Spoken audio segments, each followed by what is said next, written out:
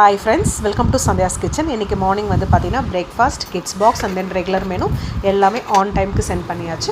Customisation menu எல்லாமே வந்து பார்த்தீங்கன்னா ரெடி ஆகிட்டே இருக்குது. ஒன்று வந்து டிஸ்பேச் பண்ண போகிறாங்க.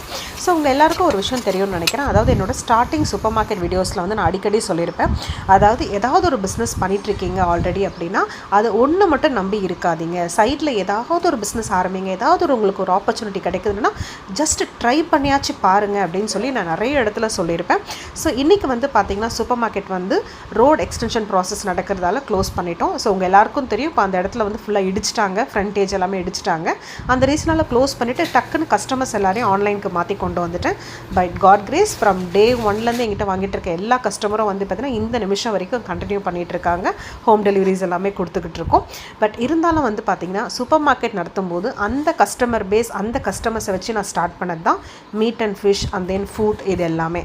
ஸோ இன்றைக்கி வந்து சூப்பர் மார்க்கெட் இல்லை, ஆன்லைனில் வந்து பார்த்திங்கன்னா பிஸ்னஸ் நடந்துகிட்ருக்கு அப்படின்னாலும் இன்றைக்கி ஃபுட் பிஸ்னஸ் வந்து பார்த்திங்கன்னா களை கட்டிட்டு போயிட்டுருக்குன்னு வச்சுக்கோங்களேன். ஸோ இது வந்து kids box, regular box, diet meal and then VIP kitchen அப்படி நிறைய விஷயங்கள் பண்ணிகிட்ருக்கோம்.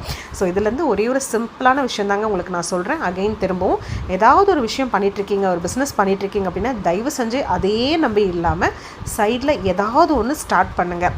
கஷ்டமாக இருந்தாலும் பரவாயில்லைங்க, நம்மளால் சமாளிக்க முடியுமா முடியாதா அதெல்லாம் விட்டுருங்க.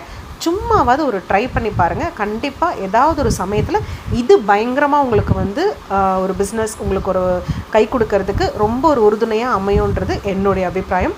தயவு செஞ்சு சும்மா ஒரு ட்ரை ஆச்சு பண்ணி பாருங்கள்.